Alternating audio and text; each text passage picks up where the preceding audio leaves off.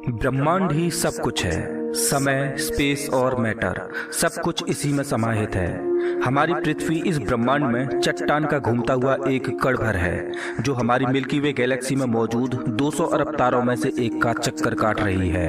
ये विशाल संरचना 90 अरब प्रकाश वर्ष की दूरी में फैले आकाश गंगाओं के सागर में सिर्फ एक बूंद के समान है। ये हमारा घर है, हमारी पृथ्वी, सुख सुविधाओं से भरपूर एक आरामदायक ग्रह।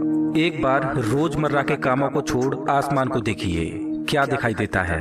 आसमान में फैली एक विशाल काली चादर में टिमटिमाते हुए तारे कितने खूबसूरत लग रहे हैं। रात में हम जिन तारों को देख पाते हैं वो सब हमारी मिल्की वे गैलेक्सी के एक छोटे से पैच के तारे हैं। हमारी गैलेक्सी में हम यहाँ रहते हैं और रात के समय में हमें सिर्फ इस छोटी सी जगह के तारे दिखाई देते हैं। कितनी विशाल है हमारी गैलेक्सी, लेकिन क्या ब्रह्मांड के सापेक्ष में हमारी गैलेक्सी का कोई अस्तित्व है कि आखिरी छोर तक का सफर करेंगे? तो अपनी सीट बेल्ट बांध लीजिए, क्योंकि हमारा ये सफर बहुत ही रोमांचक और खतरों से भरा होने वाला है। तो चलिए पृथ्वी की सतह से उड़ान भरते हैं और ब्रह्मांड के आखिरी छोर की ओर चलते हैं।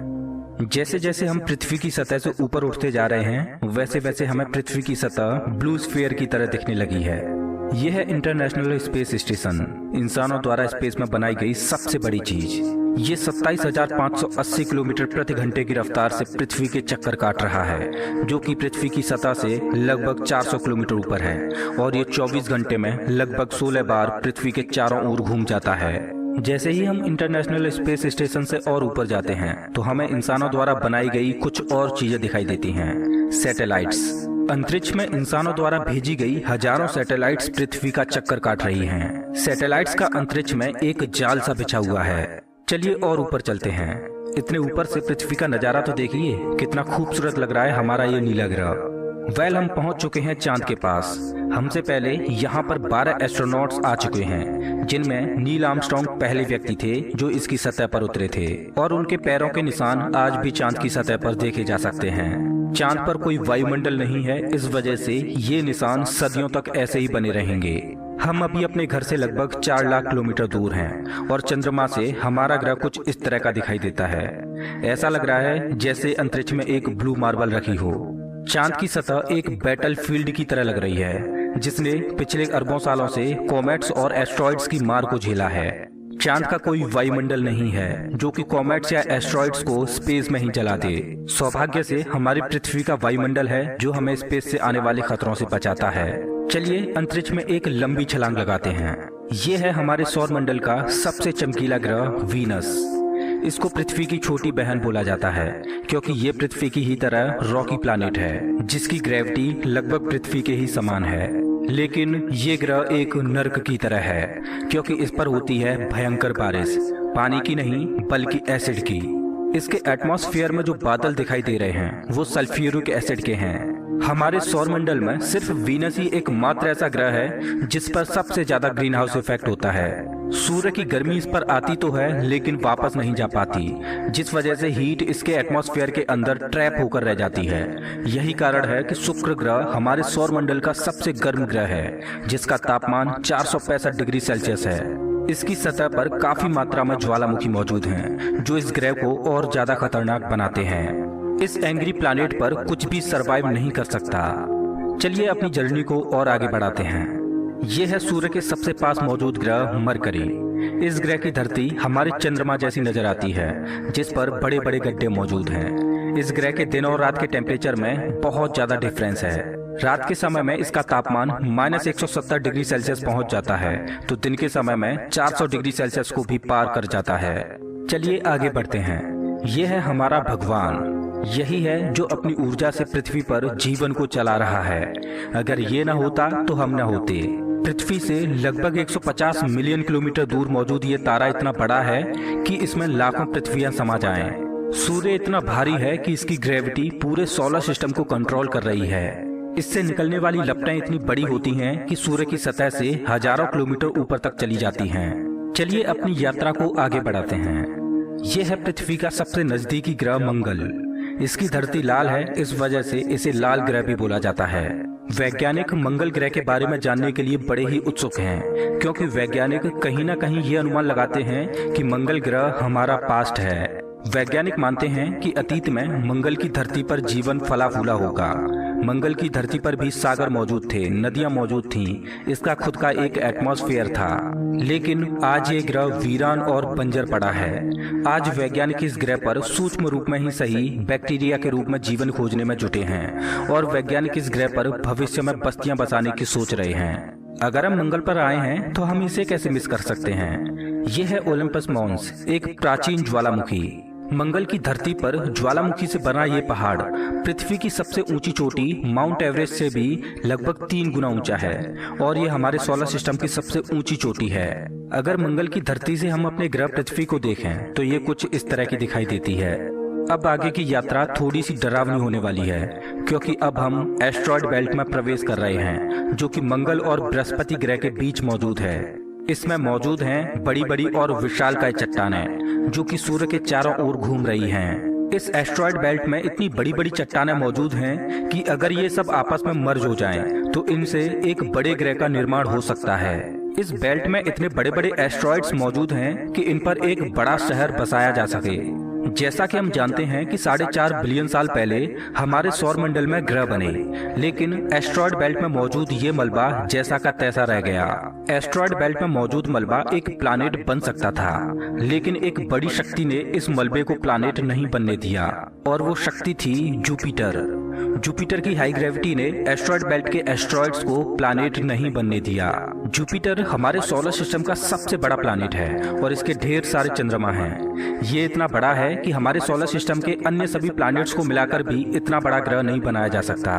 ये है जुपिटर का ग्रेट रेड स्पॉट। ये लाल धब्बा जुपिटर की सतह पर सदियों से चला आ रहा है। ये एक विशाल तूफान है। ये रेड स्पॉट इतना बड़ा है कि इसमें 3 पृथ्वियां आ जाएं। जुपिटर एक गैसीय प्लैनेट है, इस वजह से इसकी सतह पृथ्वी की तरह ठोस नहीं है। अगर आप जुपिटर की सतह पर उतरे तो आप इसकी सतह पर खड़े नहीं हो सकते, बल्कि सीधे इसके अंदर चले जाओगे। जुपिटर जितना वायलेंट और विनाशकारी है, वहीं इसके चंद्रमा जीवन के पनपने के लिए आइडियल साबित होते हैं। जुपिटर के दर्जनों चंद्रमाओं में से एक है यूरोपा, जो कि पूरी तरह बर्फ की मोटी चादर से ढका हुआ है। वैज्ञानिक मानते हैं कि यूरोपा की सतह पर जमी हुई बर्फ के नीचे पानी तरल रूप में मौजूद है। इस पर पानी का तरल रूप में होना जीवन के होने की संभावनाओं को बढ़ा देता है। हमारे सोलर सिस्टम में बृहस्पति ग्रह के चंद्रमा यूरोपा पर वैज्ञानिक जीवन होने की प्रबल संभावनाएं जताते हैं। हमारा अगला पड़ाव है हमारे सौर मंडल का सबसे खूबसूरत प्लैनेट सैटर्न। शनि ग्रह के छल्ले इसकी सुंदरता में 4 चांद लगाते हैं, जो कि इसकी सतह से लाखों किलोमीटर ऊपर तक फैले हैं। शनि ग्रह को अपने सोलर सिस्टम का ताज माना जाता है। ये है शनि ग्रह का एक चंद्रमा टाइटन। इसका खुद का एक एटमॉस्फेयर है, इस पर हवा है, बारिश होती है, यहाँ तक कि इस पर ऋतुएं भी बदलती हैं। इस पर नदियाँ और सागर मौजूद हैं। ये चंद्रमा देखने में लगभग पृथ्वी की ही तरह है, लेकिन इस पर जो नदियाँ और सागर हैं वो पानी के नहीं बल्कि लिक्विड नेचुरल गैस के हैं। अगर हम किसी भी तरह इस नेचुरल गैस को पृथ्वी पर ला पाएं, तो ये इतनी ज्यादा है कि हजारों सालों तक ये हमारे शहरों को रोशन कर सकती है। वैज्ञानिक अनुमान लगाते हैं कि अरबों साल बाद जब सूर्य गर्माने लगेगा और एक रेड जाइंट बन जाएगा, तब टाइटन हैबिटेबल जोन में होगा। उस समय टाइटन पर पृथ्वी जैसी परिस्थितियां मौजूद होंगी। इस वजह से वैज्ञानिक टाइटन को भविष्य की पृथ्वी मानते हैं। अभी हम अपने घर से इतने दूर आ चुके हैं कि यहाँ से हमारी पृथ्वी एक डॉट की तरह दिखाई देती है। अब जैसे जैसे हम अंतरिक्ष की गहराई में और आगे बढ़ते जाएंगे, वैसे वैसे पृथ्वी हमारी आंखों से ओझल होती जाएगी। हमारा अगला पड़ाव है यूरेनस। प्राचीन समय में यूरेनस और नेपच्यून के बारे में कोई भी जानकारी नहीं थी, जब तक कि टेलीस्कोप का आविष्कार नहीं हुआ। हमारी सौर व्यवस्था का सबसे आखिरी प्लैनेट है नेपच्यून। हमारा सोलर सिस्टम बहुत बहुत बड़ा है, लेकिन नेपच्यून के बाद भी हमारा सोलर सिस्टम खत्म नहीं हो जाता। अपने सोलर सिस्टम की गहराई में हम आगे बढ़ते हैं तो हम पहुंच जाते हैं कुइपर बेल्ट में, जो पिछली एस्ट्रॉयड बेल्ट से 20 गुना चौड़ी और 200 गुना ज्यादा फैली है। ग्रहों की लिस्ट से बेदखल किया जाने वाला प्लूटो भी इसी कुइपर बेल्ट का सदस्य है। कुइपर बेल्ट में एस्ट्रॉयड बेल्ट से भी ज्यादा बड़े बड़े ऑब्जेक्ट्स मौजूद हैं, जिनकी खुद की ग्रेविटी की वजह से इनके चंद्रमा भी हैं। चलिए कुइपर बेल्ट को पार करके आगे चलते हैं। हमारी पृथ्वी से 13 बिलियन किलोमीटर दूर ये है सूर्य से सबसे दूर मौजूद ऑब्जेक्ट सैडना। ये एक बौना ग्रह है जो एक ऐसा स्पेस ऑब्जेक्ट है जो सबसे दूर सूर्य की परिक्रमा कर रहा है। इसकी खोज 2003 में हुई थी। ये सूर्य की एक परिक्रमा 10,000 सालों में पूरी कर पाता है। चलिए अब अपने सोलर सिस्टम से बाहर का रुख करते हैं। अभी हम इंटरस्टेलर स्पेस में प्रवेश कर चुके हैं। देखिए अंतरिक्ष की गहराई में ये क्या ट्रेवल कर रहा है। ओह, ये तो वॉयेजर 1 स्पेसक्राफ्ट है। यही तो इकलौता स्पेसक्राफ्ट है जो कि इंसानों द्वारा बनाई गई सबसे दूर मौजूद चीज है। ये पृथ्वी से अब तक 19 अरब किलोमीटर दूर जा चुका है। इस स्पेसक्राफ्ट ने अंतरिक्ष के काफी सवालों से पर्दा उठाया है। ये बंदूक से निकली बुलेट से भी 20 गुना तेज ट्रेवल कर रहा है। चलिए अपनी यात्रा को और आगे बढ़ाते हैं।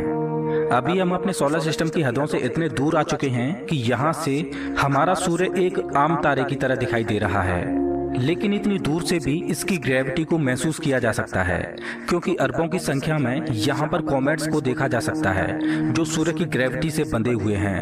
इन कॉमेट्स में इतना ज्यादा पानी है कि अगर ये सब इकट्ठे हो जाएं, तो ये पृथ्वी से भी ज्यादा बड़े और गहरे सागरों को भर दें। वैज्ञानिक मानते हैं कि पृथ्वी पर ज्यादातर पानी कॉमेट्स के द्वारा ही आया है। पेंसपर्मिया थ्योरी के अनुसार पृथ्वी पर जीवन कॉमेट्स के द्वारा ही धरती पर आया। अंतरिक्ष में तैर रही इन छोटी छोटी बर्फीली चट्टानों में जीवन सूक्ष्म रूप में बैक्टीरिया के फॉर्म में मौजूद हो सकता है। कॉमेट्स का एक विशाल बादल हमारे सौर मंडल को घेरे हुए है, जिसे ऑर्ट क्लाउड बोला जाता है। ऐसा माना जाता है कि ये ऑर्ट क्लाउड हमारे सौर मंडल की ग्रेविटी की आखिरी सीमाओं पर है। इसके बाद सूरज की ग्रेविटी कमजोर पड़ने लगती है, जिस वजह से इसके बाद सूरज का खिंचाव बहुत कम रह जाता है। अब यहाँ से आगे की यात्रा एक अननोन और रहस्यमयी स्पेस में होगी, जहाँ घुप अंधेरा है। यहाँ इतना अंधेरा है कि हम अपनी आंखों से भी कुछ भी नहीं देख पाएंगे।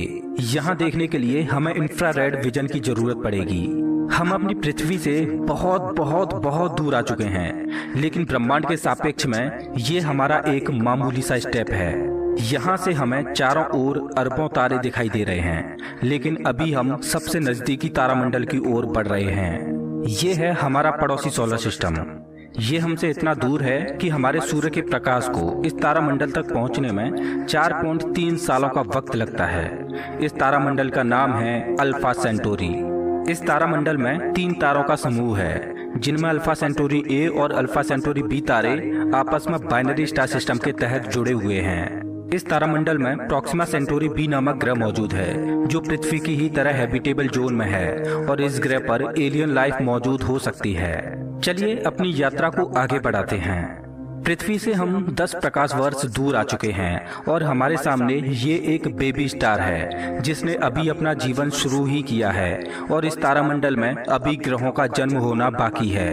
हो सकता है कि इस तारामंडल में किसी ऐसे ग्रह का जन्म हो जाए जो हमारी पृथ्वी की ही तरह जीवन को धारण करने योग्य हो, लेकिन अभी इसमें अरबों सालों का वक्त लगेगा। अपनी यात्रा को आगे बढ़ाते हैं। अभी हम पृथ्वी से 20 प्रकाश वर्ष दूर आ चुके हैं और अभी हम ऐसे तारामंडल से होकर गुजर रहे हैं जिसका जन्म हमारे सोलर सिस्टम के साथ ही हुआ था। इस तारे का नाम है ग्लीज 581 और इसकी सबसे बड़ी खास बात यह है कि इस तारे का चक्कर लगा रहा है एक ऐसा ग्रह जो हमारी पृथ्वी से बिल्कुल मेल खाता है और इस ग्रह पर एलियन सिविलाइजेशन होने की प्रबल संभावना है। वैसे तो हमारी मिल्की वे गैलेक्सी में अरबों तारे हैं, जिनकी यात्रा करना तो दूर, उनको पूरे जीवन काल में गिनना भी संभव नहीं है। तो चलिए अपनी यात्रा को आगे बढ़ाते हुए मिल्की वे गैलेक्सी से बाहर निकलते हैं। ये है हमारी मिल्की वे गैलेक्सी, जो अरबों तारों का घर है, जिनमें से हमारा सूर्य भी एक है। ये गैलेक्सी इतनी विशाल है कि अगर इसके एक छोर से प्रकाश ट्रेवल करे तो लाइट को भी इसके एक छोर से दूसरे छोर तक पहुंचने में 1,05,700 सालों का समय लगेगा। लेकिन ब्रह्मांड में मौजूद बड़ी बड़ी विशालकाय गैलेक्सियों के सामने हमारी गैलेक्सी कुछ भी नहीं। यूनिवर्स में मिल्की वे से भी कई गुना बड़ी गैलेक्सियां मौजूद हैं। तो चलिए अपने सोलर सिस्टम और अपनी गैलेक्सी को पीछे छोड़ते हुए इंटर गैलेक्टिक स्पेस में प्रवेश करते हैं।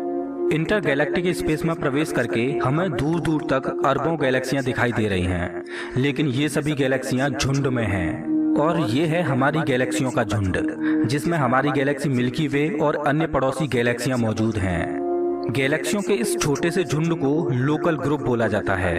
गैलेक्सियों का ये लोकल ग्रुप 10 मिलियन प्रकाश वर्ष में फैला हुआ है।